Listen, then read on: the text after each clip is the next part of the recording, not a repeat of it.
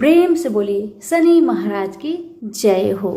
कहते हैं कि जो भी भक्त शनि महाराज की कथा का श्रद्धा पूर्वक श्रवण करता है उसकी सारी दुविधा समाप्त हो जाती है, सारे कष्ट दूर हो जाते हैं और मिलती है शनि भगवान की विशेष कृपा।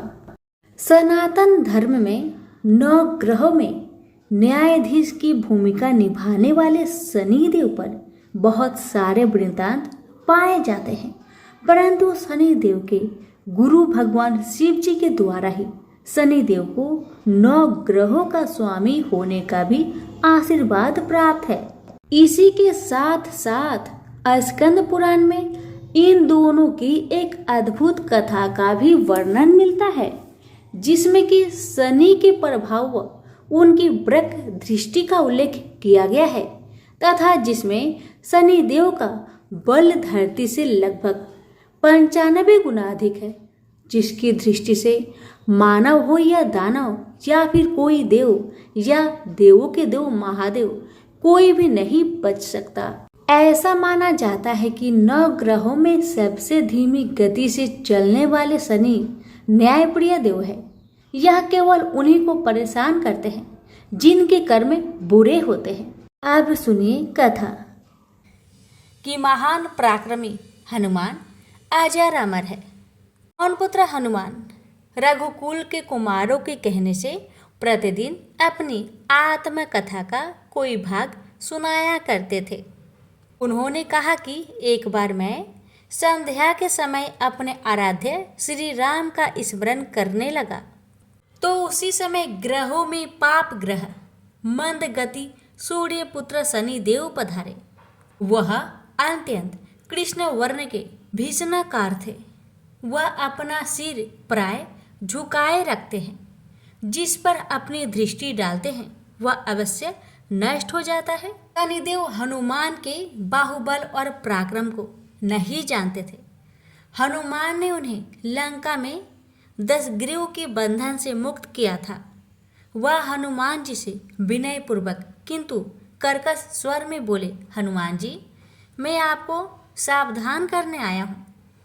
त्रेता की बात दूसरी थी, अब कलयुग प्रारंभ हो गया है। भगवान वासुदेव ने जिस क्षण अपनी अवतार लीला का समापन किया उसी क्षण से पृथ्वी पर कली का प्रभुत्व हो गया है। यह कलयुग है। इस युग में आपका शरीर दुर्बल और मेरा बहुत बलिष्ठ हो गया है।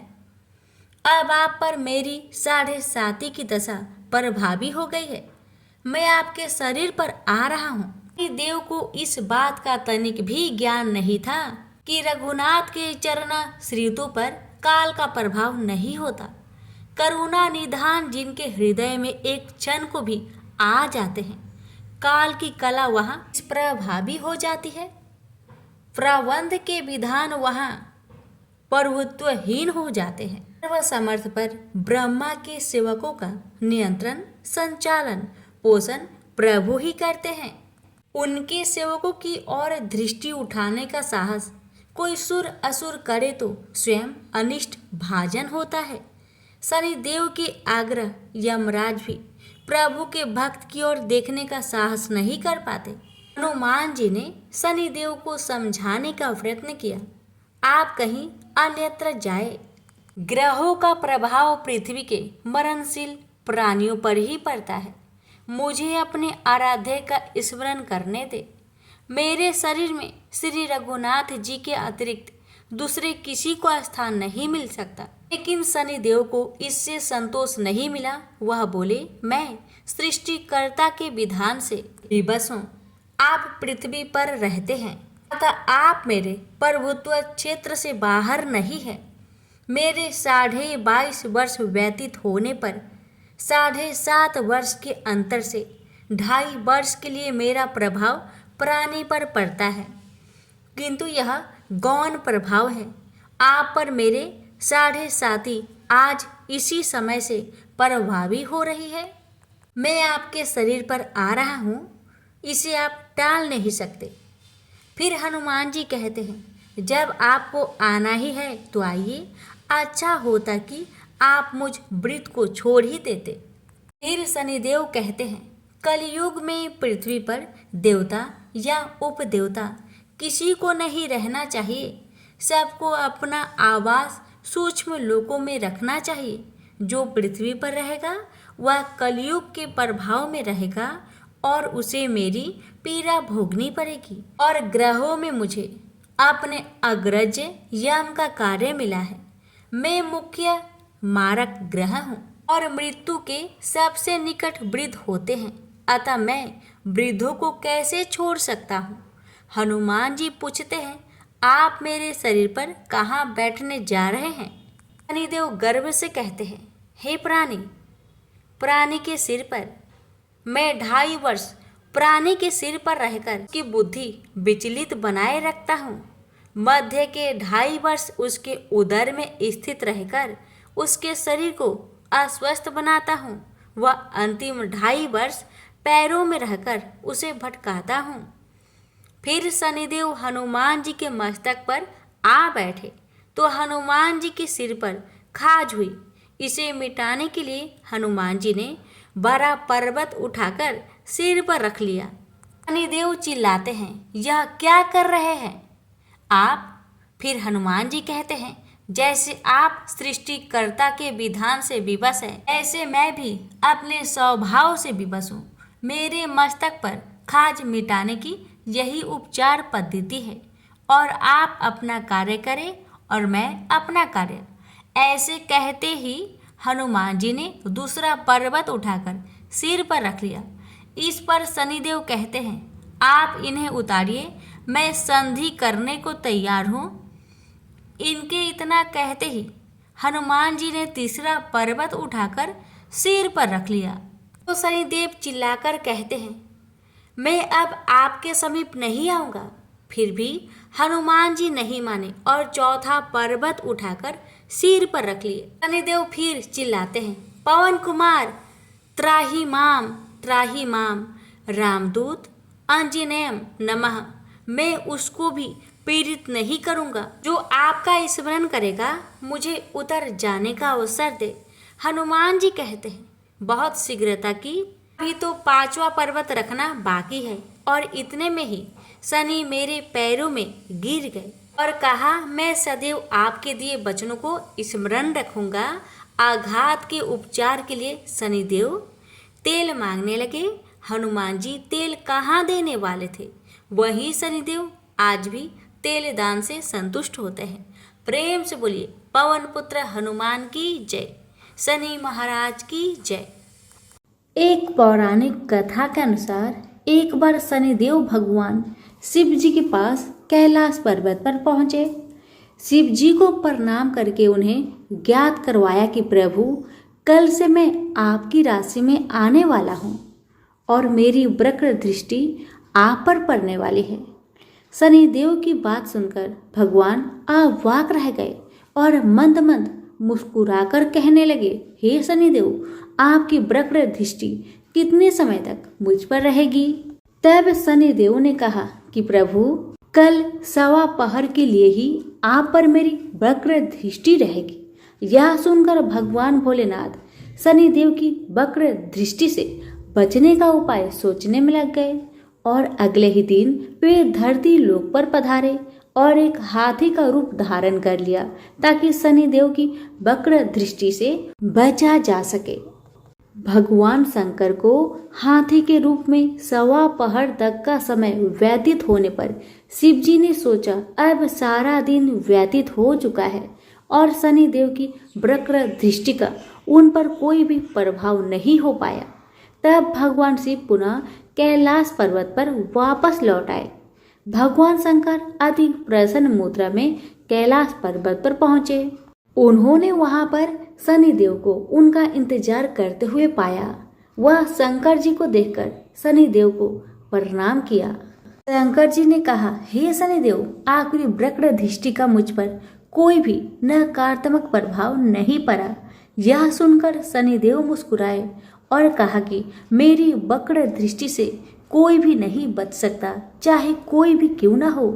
तब शनिदेव ने कहा, हे प्रभु, हे महादेव, मेरी ही दृष्टि के प्रभाव से आपको तो 1.15 पहर के लिए देव योनि को त्याग कर पशु योनि में जाना पड़ा था। यही तो मेरी वक्र दृष्टि का आप पर प्रभाव था। शनिदेव की न्याय प्रियता को देखकर भगवान शिव जी अति प्रसन्न हुए। वह शनिदेव को सूर्य से भी ज्यादा प्रतापी होने का वरदान दे दिया। सभी प्रेम से बोलिए शनि महाराज की जय हो। एक बार महावीर हनुमान श्री राम के किसी कार्य में व्यस्त थे। उस जगह से शनिदेव जी गुजर रहे थे। रास्ते में उन्हें हनुमान जी दिखाई पड़े। अपने स्वभाव की वजह से शनिदेव जी को शरारत सूझी और वे उस राम कार्य में विघ्न डालने हनुमान जी के पास पहुंच गए। हनुमान जी ने शनिदेव को चेतावनी दी और उन्हें ऐसा करने से रोका, पर शनिदेव नहीं माने। हनुमान जी ने तब शनिदेव जी को अपनी पूंछ से जकड़ लिया और फिर से राम कार्य करने लगे। कार्य के दौरान वे इधर उधर चहलकदमी भी कर रहे थे, अतः शनिदेव जी को बहुत सारी चोट आई। शनिदेव ने बहुत प्रयास किए पर हनुमान जी की कैद से खुद को छुड़ा नहीं पाए। उन्होंने विनती की पर हनुमान जी अपने कार्य में खोए थे। जब राम जी का कार्य खत्म हुआ तब उन्हें शनिदेव जी का ख्याल आया और तब उन्होंने शनिदेव को आजाद किया। शनिदेव जी को अपनी भूल का एहसास हुआ और उन्होंने हनुमान जी से माफी मांगी कि वे कभी भी राम और हनुमान जी के कार्य में कोई विघ्न नहीं डालेंगे और श्री राम और हनुमान जी के भक्तों को उनका विशेष आशीष प्राप्त होगा। तो प्रेम से बोलिए श्री राम की जय, पवन पुत्र हनुमान की जय, शनिदेव की जय। अब आइए सुनते हैं शनि भगवान की तीसरी कहानी और ये कहानी है अहंकारी रावण और शनि भगवान की। एक कथा के अनुसार अहंकारी लंकापति रावण ने शनिदेव जी को कैद कर लिया और उन्हें लंका में एक जेल में डाल दिया। जब तक हनुमान जी लंका नहीं पहुंचे तब तक शनिदेव उसी जेल में कैद रहे। जब हनुमान सीता मैया की खोज में लंका में आए तब माँ जानकी को खोजते खोजते उन्हें भगवान शनिदेव जेल में कैद मिले। हनुमान जी ने तब शनि भगवान को आजाद करवाया। आजादी के बाद उन्होंने हनुमान जी को धन्यवाद दिया और उनके भक्तों पर विशेष कृपा बनाए रखने का वचन दिया। प्रेम से बोलिए पवन पुत्र हनुमान की जय, शनि भगवान की जय। अब आइए सुनते हैं चौथी कथा। चौथी कथा है शनि भगवान और भोलेनाथ की। भगवान भोलेनाथ पर शनि देव की वक्र दृष्टि को लेकर एक पौराणिक कथा प्रचलित है। कथा के अनुसार एक बार शनिदेव अपने आराध्य भोलेनाथ के दर्शन के लिए कैलाश पर्वत पर पहुंचे थे।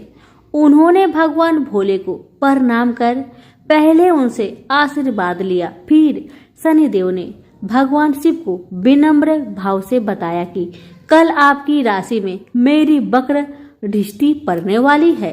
इस पर भोलेनाथ आश्चर्यचकित हुए और पूछा कि कितने वक्त के लिए शनिदेव की दृष्टि उनकी राशि में रहेगी। इस पर शनिदेव ने 1.25 पहर तक ऐसा रहने की बात कही। शनिदेव की बात सुनकर भगवान भोलेनाथ उनकी कुदृष्टि से बचने का उपाय सोचने लगे और अगले दिन वे कैलाश पर्वत से पृथ्वी पर आ गए। इस दौरान उन्होंने वक्र दृष्टि से बचने के लिए हाथी का रूप धर लिया। सूर्यास्त के बाद जब वक्र दृष्टि का पहर बीत गया तो शिव जी दोबारा अपने वास्तविक रूप में आ गए और प्रसन्न होकर कैलाश पर्वत पर लौट गए। जब शिव जी कैलाश पर्वत पर पहुंचे तो वहां पहले से ही शनि भगवान विराजमान थे। इस पर शिव जी ने शनि देव को देखकर कहा कि आपकी वक्र दृष्टि का मुझ पर कोई असर नहीं पड़ा। इस पर शनि देव ने प्रभु से क्षमा मांगते हुए कहा कि मेरी वक्र दृष्टि के कारण आपको देव योनि से पशु योनि में पृथ्वी लोक पर इतने वक्त तक वास करना पड़ा। शनि देव की यही बात सुनकर भगवान भोलेनाथ मुस्कुरा दिए और उन्हें अपना आशीर्वाद दिया। तो प्रेम से बोलिए भोलेनाथ की जय, शनि भगवान की जय। अब आइए सुनते हैं पांचवी कथा। और पांचवी कथा है हमारी गणेश जी और शनि भगवान की। ब्रह्मा वैवर्त पुराण के अनुसार शिवलोक में भगवान शंकर और माता पार्वती के छोटे पुत्र गणेश का जन्म उत्सव धूमधाम से मनाया जा रहा था। सभी देवी देवता गणपति को आशीर्वाद देने कैलाश पर्वत पहुंचे थे। न्याय के देवता शनि देव भी इस उत्सव में शामिल हुए, लेकिन वो अपना शीश नीचे झुकाकर खड़े थे। उन्होंने बालक गणेश को देखा नहीं तो माँ पार्वती को हैरानी हुई। तब माता पार्वती ने शनि देव से सिर झुकाकर खड़े होने और बाल गणेश को न देखने की वजह पूछी। शनि देव ने माता को बताया कि उनकी दृष्टि से गजानन को हानि पहुंच सकती है। माँ पार्वती के आग्रह पर शनि देव गणपति को देखने पर मजबूर हो गए।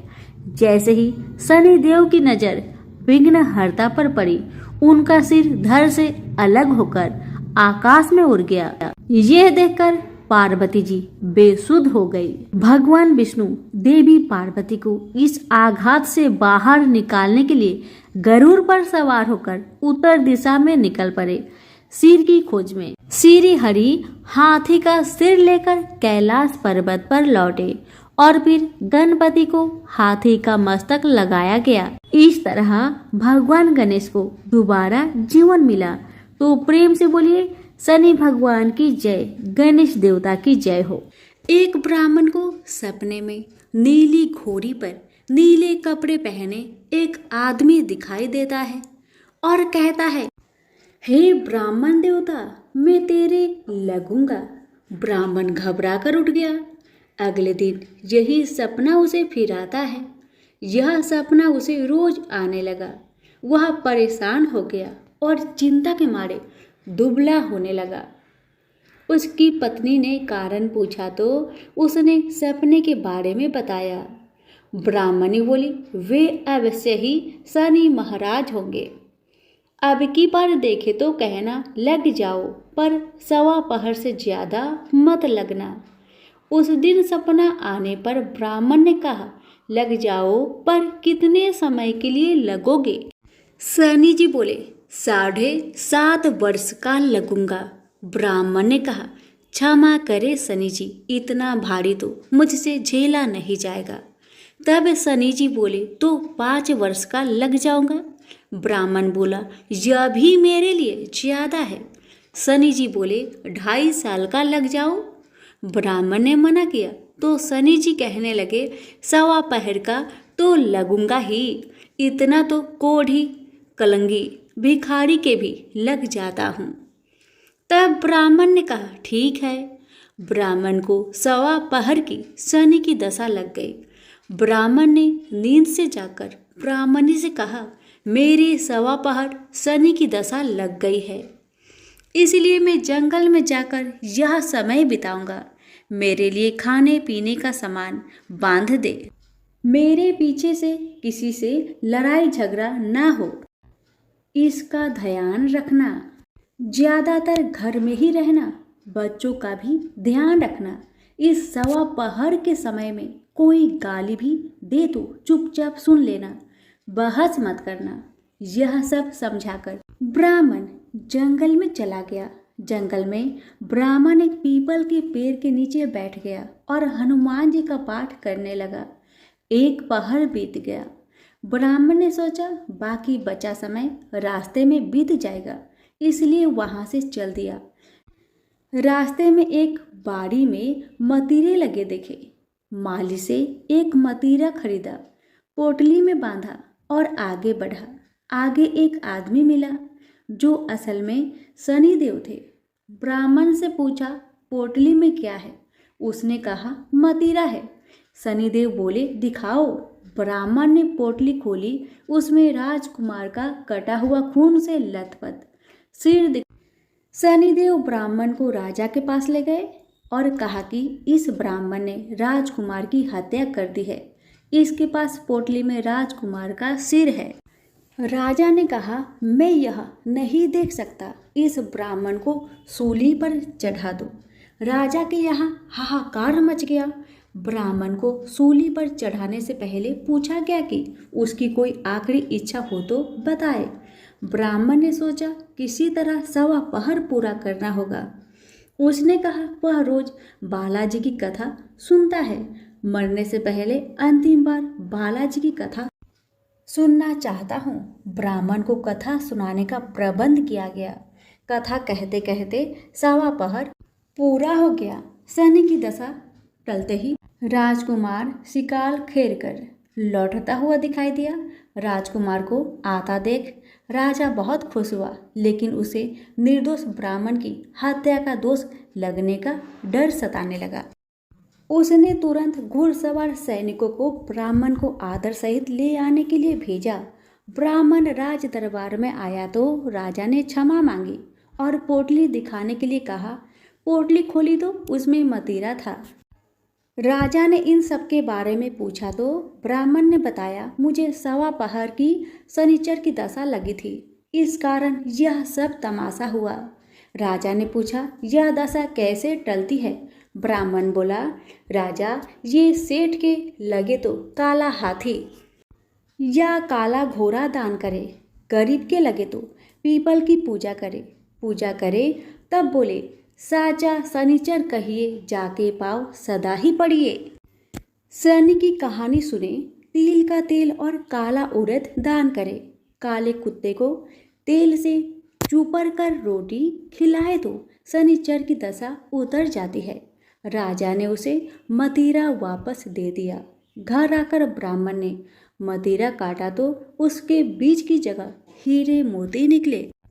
ब्राह्मणी ने पूछा, यह कहाँ से लाए? आप तो कह रहे थे शनि की दशा लगी है। ब्राह्मण ने कहा, जब दशा लगी थी तो यही मदिरा राजकुमार का सिर बन गया था। उतरती दशा के शनि जी निहाल कर गए।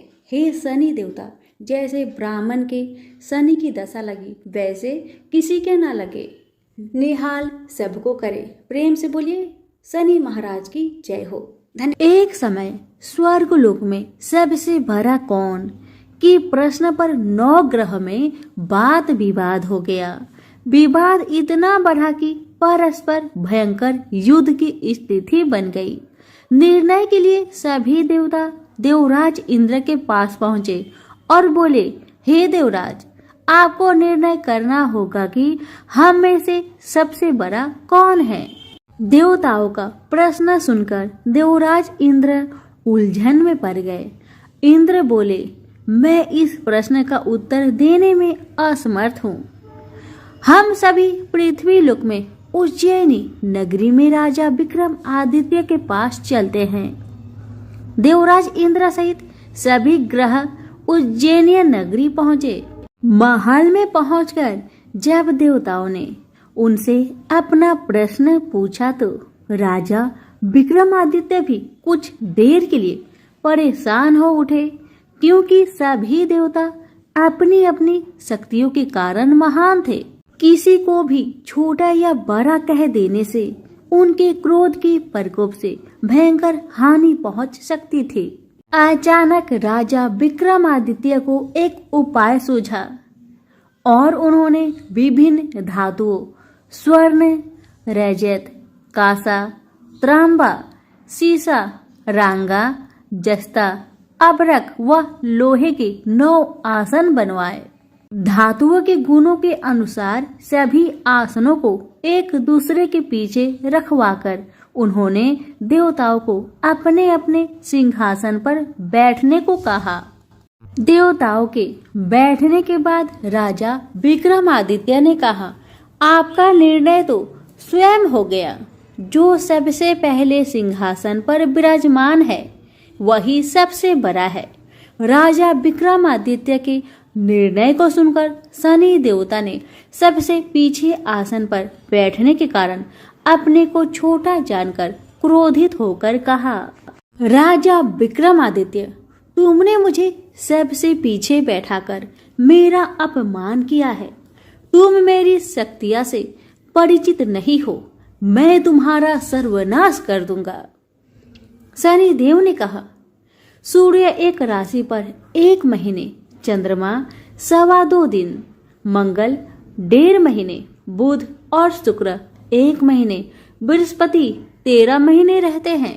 लेकिन मैं किसी राशि पर 7.5 वर्ष 7.5 तक रहता हूँ।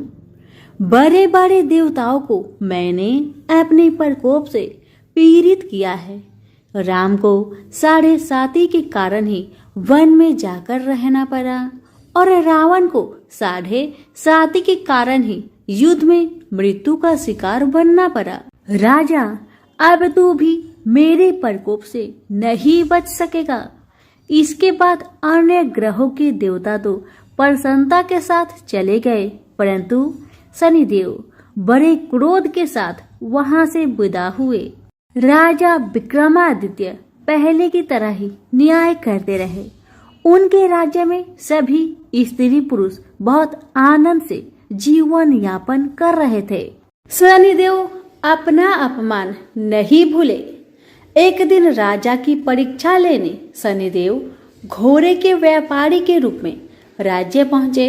जब राजा विक्रमादित्य को इस बात का पता चला तो उन्होंने अपने अश्वपाल को कुछ घोड़े खरीदने के लिए भेजा। घोड़े बहुत कीमती थे। अश्वपाल ने जब वापस लौटकर इस संबंध में बताया तो राजा विक्रमादित्य ने स्वयं आकर एक सुंदर व शक्तिशाली घोड़े को पसंद किया। घोड़े की चाल देखने के लिए राजा उस घोड़े पर सवार हुए तो वह घोड़ा बिजली की गति से दौड़ पड़ा। तेजी से दौड़ता घोड़ा राजा को दूर एक जंगल में ले गया और फिर राजा को वहां गिराकर जंगल में कहीं गायब हो गया। राजा अपने नगर को लौटने के लिए जंगल में भटकने लगा, लेकिन उन्हें लौटने का कोई रास्ता नहीं मिला। राजा को भूख प्यास लगाई। बहुत घूमने पर उसे एक चारवाहा मिला। राजा ने उससे पानी मांगा। पानी पीकर राजा ने उस चारवाहे को अपनी अंगूठी दे दी। फिर उससे रास्ता पूछकर वह जंगल से निकलकर पास के नगर में पहुंचा। राजा ने एक सेठ की दुकान पर बैठकर कुछ देर आराम किया। उस सेठ ने राजा से बातचीत की तो राजा ने उसे बताया कि मैं उज्जैनी नगरी से आया हूँ। राजा के कुछ देर दुकान पर बैठने से सेठ जी की बहुत बिक्री हुई। सेठ ने राजा को बहुत भाग्यवान समझा और खुश होकर उसे अपने घर भोजन के लिए ले गया। सेठ के घर में सोने का एक हार खूंटी पर लटका हुआ था। राजा को उस कमरे में छोड़कर सेठ कुछ देर के लिए बाहर गया। तभी एक आश्चर्यजनक घटना घटी। राजा के देखते देखते सोने की उस हार को खूंटी निगल गई। सेठ ने कमरे में लौटकर हार को गायब देखा तो चोरी का संदेह राजा पर ही किया, क्योंकि उस कमरे में राजा ही अकेला बैठा था। सेठ ने अपने नौकरों से कहा कि इस परदेसी को रस्सियों से बांधकर नगर के राजा के पास ले चलो। राजा ने विक्रमादित्य से हार के बारे में पूछा तो उसने बताया कि उसके देखते ही देखते खूंटी ने हार को निगल लिया था। इस पर राजा ने क्रोधित होकर चोरी करने के अपराध में विक्रमादित्य के हाथ पांव काटने का आदेश दे दिया। राजा विक्रमादित्य के हाथ पांव काटकर उसे नगर की सड़क पर छोड़ दिया गया। कुछ दिन बाद एक तेली उसे उठाकर अपने घर ले गया और उसे अपने कोल्हू पर बैठा दिया। राजा आवाज देकर बैलों को हाँकता रहता। इस तरह तेली का बैल चलता रहा और राजा को भोजन मिलता रहा। शनि के प्रकोप की 7.5 पूरी होने पर वर्षा ऋतु प्रारंभ हुई। राजा विक्रमादित्य एक रात मेघ मल्हार गा रहा था कि तभी नगर के राजा की लड़की राजकुमारी मोहिनी रथ पर सवार उस तेली के घर के पास से गुजरी। उसने मेघ मल्हार सुना तो उसे बहुत अच्छा लगा और दासी को भेजकर गाने वाले को बुला लाने को कहा। दासी ने लौटकर राजकुमारी को अपंग राजा के बारे में सब कुछ बता दिया। राजकुमारी उसके मेघ मल्हार से बहुत मोहित हुई, अतः उसने सब कुछ जानकर भी अपंग राजा से विवाह करने का निश्चय कर लिया। राजकुमारी ने अपने माता पिता से जब यह बात कही तो वह हैरान रह गए। रानी ने मोहिनी को समझाया, बेटी, तेरे भाग्य में तो किसी राजा की रानी होना लिखा है, फिर तू उस अपंग से विवाह करके अपने पांव पर कुल्हाड़ी क्यों मार रही हो। राजकुमारी ने अपनी जिद नहीं छोड़ी। अपनी जिद पूरी कराने के लिए उसने भोजन करना छोड़ दिया और प्राण त्याग देने का निश्चय कर लिया। आखिर राजा रानी को बेबस होकर अपंग विक्रमादित्य से राजकुमारी का विवाह करना पड़ा। विवाह के बाद राजा विक्रमादित्य और राजकुमारी तेली के घर में रहने लगे। उसी रात स्वप्न में शनि देव ने राजा से कहा, राजा, तुमने मेरा प्रकोप देख लिया। मैंने तुम्हें अपने अपमान का दंड दिया है। राजा ने शनि देव से क्षमा करने को कहा और प्रार्थना की, हे शनिदेव, आपने जितना दुख मुझे दिया है अन्य किसी को न देना। शनिदेव ने कुछ सोचकर कहा, राजा, मैं तुम्हारी प्रार्थना स्वीकार करता हूँ। जो कोई स्त्री पुरुष मेरी पूजा करेगा, शनिवार को व्रत करके मेरी व्रत कथा सुनेगा, उस पर मेरी अनुकंपा बनी रहेगी। प्रातःकाल राजा विक्रम आदित्य की नींद खुली तो अपने हाथ पांव देखकर राजा को बहुत खुशी हुई। उसने मन ही मन शनिदेव को प्रणाम किया। राजकुमारी भी राजा के हाथ पांव सही सलामत देखकर आश्चर्य में डूब गई। तब राजा विक्रम आदित्य ने अपना परिचय देते हुए शनिदेव के प्रकोप की सारी कहानी सुनाई। सेठ को जब इस बात का पता चला तो दौड़ता हुआ तेली के घर पहुंचा और राजा के चरणों में गिरकर क्षमा मांगने लगा। राजा ने उसे क्षमा कर दिया क्योंकि यह सब तो शनिदेव का प्रकोप के कारण ही हुआ था। सेठ राजा को अपने घर ले गया और उसे भोजन कराया। भोजन करते समय वहां एक आश्चर्यजनक घटना घटी। सबके देखते देखते उस खूंटी ने हार उगल दिया। सेठ जी ने अपनी बेटी का विवाह भी राजा के साथ कर दिया और बहुत से स्वर्ण आभूषण, धन आदि देकर राजा को विदा किया। राजा विक्रमादित्य राजकुमारी मोहिनी और सेठ की बेटी के साथ उज्जैनी पहुंचे तो नगर वासियों ने हर्ष से उनका स्वागत किया। अगले दिन राजा विक्रमादित्य ने पूरे राज्य में घोषणा कराई कि शनिदेव सब देवों में सर्वश्रेष्ठ है। प्रत्येक स्त्री पुरुष शनिवार को उनका व्रत करे और व्रत कथा अवश्य सुने। राजा विक्रमादित्य की घोषणा से शनिदेव बहुत प्रसन्न हुए। शनिवार का व्रत करने और व्रत कथा सुनने के कारण सभी लोग की मनोकामनाएं शनिदेव की अनुकंपा से पूरी होने लगी। सभी लोग आनंद पूर्वक रहने लगे।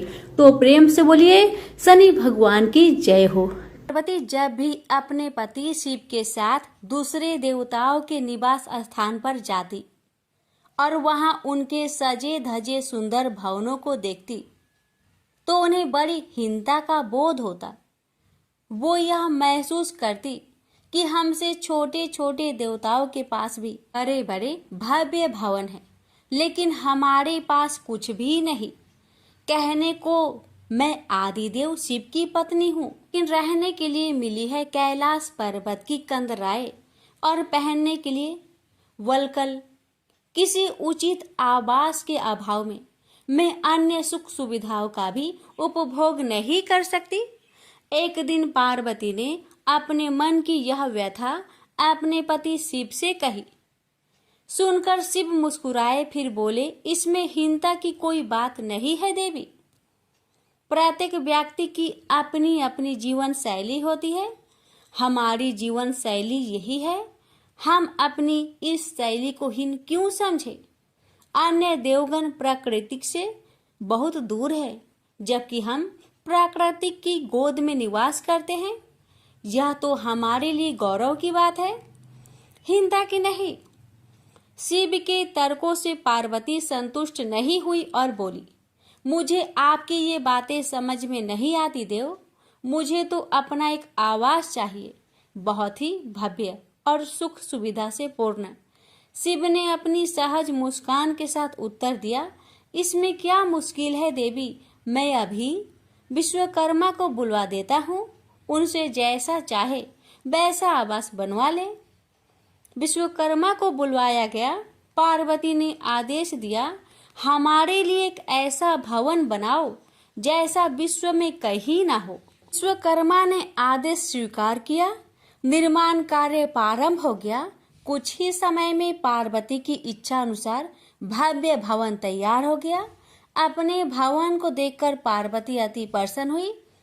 गृह प्रवेश की तैयारी होने लगी। पार्वती चाहती थी कि गृह प्रवेश के समय सभी प्रमुख देवता हमारे यहाँ उपस्थित रहे। शिव ने अपनी सहमति दे दी। सभी प्रमुख देवी देवताओं को आमंत्रण भेजा गया। गृह प्रवेश के समय वे सब कैलाश पर्वत पर आ गए। उन्होंने पार्वती के भव्य भवन की भूरी भूरी प्रशंसा की। इन विश्व नियंता ब्रह्मा खामोश रहे। जब सब देवी देवता जाने लगे तो पार्वती ने ब्रह्मा जी से पूछा, देव, क्या आपको यह आवास पसंद नहीं आया? ब्रह्मा जी ने आश्चर्य व्यक्त करते हुए पार्वती से ही प्रश्न किया, देवी, मैंने ऐसा कब कहा? आपके चेहरे की भाव भंगिमा कुछ ऐसा ही कह रही है प्रभु। पार्वती ने अपनी शंका स्पष्ट की।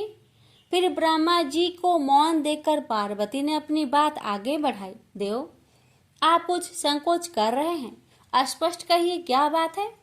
ब्रह्मा जी ने तनिक रुककर उत्तर दिया, देवी, और तो सब ठीक है, लेकिन इस प्रसाद पर शनि की कुदृष्टि है।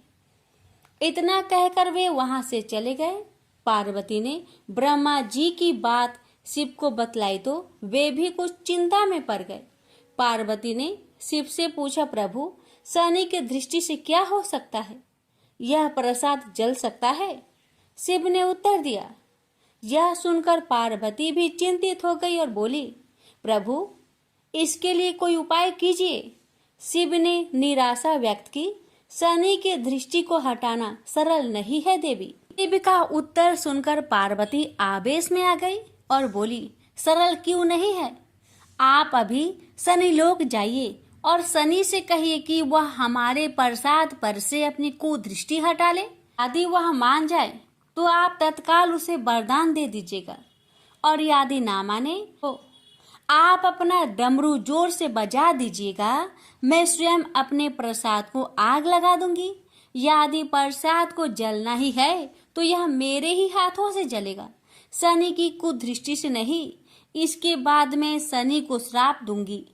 पार्वती की इच्छा अनुसार शिव शनि लोक गए।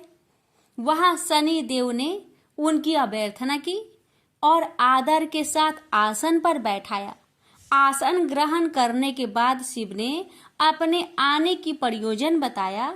देवी पार्वती ने जो प्रसाद बनवाया है उस पर तुम्हारी कुदृष्टि है, अतः वे चाहती हैं कि तुम उधर से अपनी कुदृष्टि हटा लो।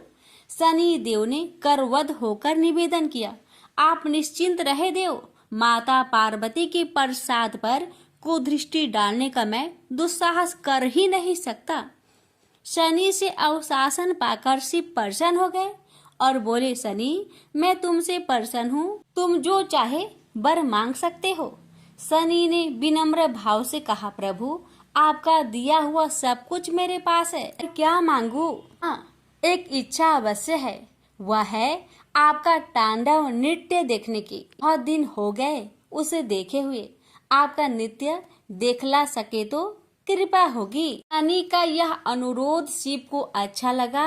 उन्होंने तत्काल अपना डमरू उठा लिया और लगे नृत्य करने। भोले भंडारी ये भी भूल गए कि माता पार्वती ने डमरू की आवाज सुनकर अपने नव निर्मित प्रसाद को जला देने की बात कही थी। बस डमरू बजा बजा कर वे नृत्य करते रहे। उधर पार्वती ने जब कैलाश पर डमरू की ध्वनि सुनी तो उन्होंने सोचा कि शनि ने अपनी कुदृष्टि हटाना अस्वीकार कर दिया है। अतः वे बहुत दुखी हुई। उन्हें लगा कि यदि मैं तत्काल अपने नव निर्मित आवास को आग लगा दूंगी तो वह शनि की कुदृष्टि से बच जाएगा। अतः उन्होंने स्वयं ही अपने प्रसाद में आग लगा दी। वह धू धू करके जल उठा। प्रसाद को जलता देख पार्वती का शनि पर क्रोध धीरे धीरे बढ़ने लगा और वे उसे श्राप देने के लिए तैयार हो गई। लेकिन उसी समय भगवान शिव वहां पहुंच गए। उन्होंने वहां प्रसाद को जलते देखा तो वे आश्चर्यचकित रह गए। उनकी समझ में ही नहीं आया कि यह कैसे हो गया। फिर अचानक उन्हें सब कुछ स्मरण हो आया। अपनी भूल का उन्हें एहसास हुआ। उन्होंने पार्वती जी को सब कुछ कह सुनाया। सच्चाई जानकर पार्वती को भी अपने जल्दबाजी पर दुख हुआ। अब शनि को श्राप देने का कोई अर्थ नहीं था। प्रत्यक्षतः उसका कहीं कोई अपराध नहीं था। फिर भी पार्वती और शिव को यह लग रहा था कि यह सब हुआ शनि की कुदृष्टि से ही। लेकिन स्थिति को देखते हुए वे उसे दोषी नहीं ठहरा सकते थे। प्रेम से बोलिए हर हर महादेव। शनि महाराज की जय हो। शनि चालीसा।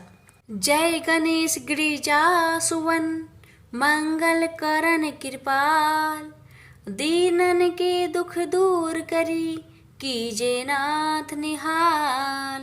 जय जय श्री शनिदेव प्रभु, सुनहु विनय महाराज, करहु कृपा है रवि तनय, रखहु जन की लाज। जयति शनिदेव दयाला, करत सदा भक्तन प्रतिपाला।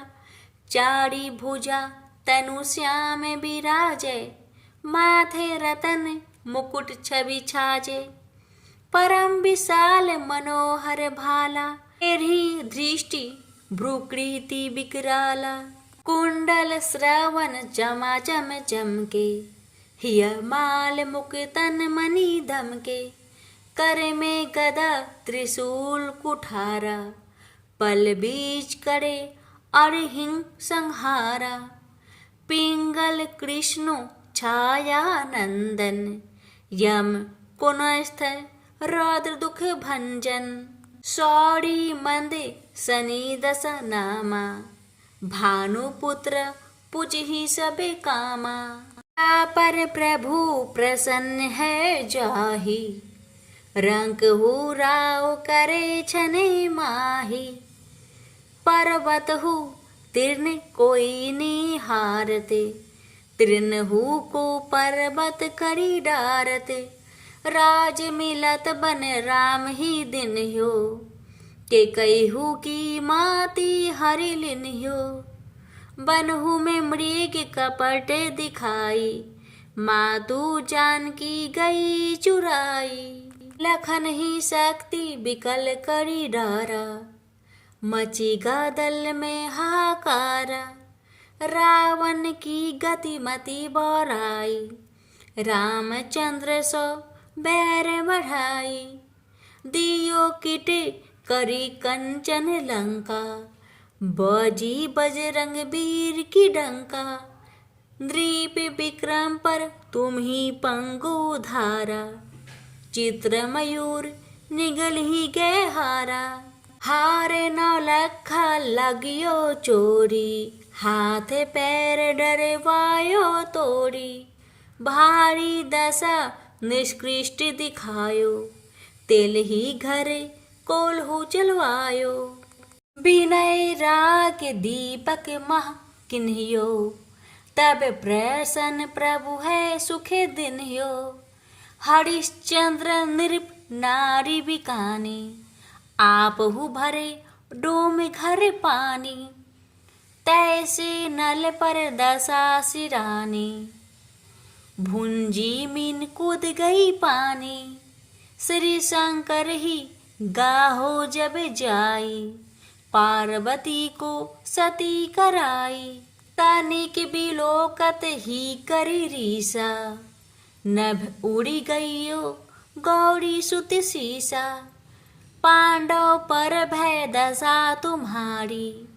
बची द्रौपदी होती उघाड़ी, कौरव के भी गतिमति मारियो। युद्ध महाभारत करी डराइयो, रवि कह मुख मह धड़ी तत्काला। लेकर कूदी पड़ियो पाताला, शेष देव लखी बिनती लाई। रवि को मुख ते दियो छुराई, वाहन प्रभु के साथ सुजाना।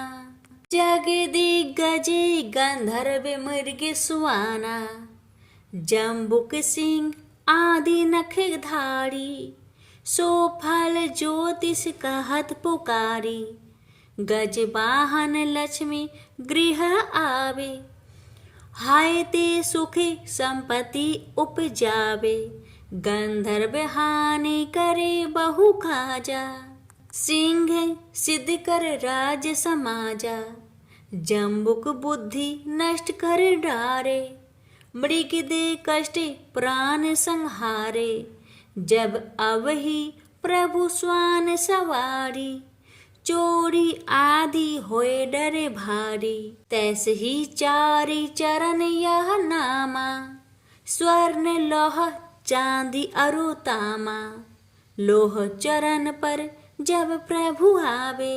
धन जन संपत्ति नष्ट करावे, समता ताम्र रजत शुभकारी। स्वर्ण सर्वे सर्वे सुख मंगल भारी, जो यह शनि चरित्र नित्य गावे। कबहु न दशा निष्कृष्ट सतावे, अद्भुत नाथ दिखावे लीला। करे शत्रु के नसी बलि ढीला, जो पंडित सुयोगे बुलवाई। विधिवत शनि ग्रह शांति कराई, पीपल जल शनि दिवस चढ़ावते। दीप दान दे बहु सुख पावते, कहत राम सुंदर प्रभु दासा। शनि सुमिरत सुख होत प्रकाशा, पाठ शनिचर देव को की हो भक्ति तैयार। करत पाठ 40 दिन हो भव सागर पार। प्रेम से बोलिए शनि भगवान की जय। सुनिए शनि भगवान की आरती। जय जय श्री शनिदेव भक्तन हितकारी, सूरज के पुत्र प्रभु छाया महातारी। सूरज के पुत्र प्रभु छाया महातारी, जय जय श्री शनिदेव, जय जय श्री शनिदेव। श्याम अंक वक्र दृष्टि चतुर्भुजाधारी, नीलांबर धारनाथ गज की आसवारी। जय जय जय श्री शनिदेव, जय जय जय श्री शनिदेव। क्रीट मुकुट शीस रजित दीपक है लीलाड़ी, मुक्तन की माला गले शोभित बलिहारी। जय जय श्री शनिदेव, जय जय जय श्री शनिदेव। मोदक मिष्टान पान चढ़त है सुपारी, लोहा तिल तेल उड़द महिषी अति प्यारी। लोहा तिल तेल उड़द महिषी अति प्यारी। जय जय श्री शनिदेव, जय जय श्री शनिदेव। देव तनुज ऋषि मुनि सुमरिन नर नारी, विश्वनाथ धरत ध्यान शरण है तुम्हारी। विश्वनाथ धरत ध्यान शरण है तुम्हारी। जय जय श्री शनिदेव, जय जय श्री शनिदेव। प्रेम से बोलिए शनि भगवान की जय।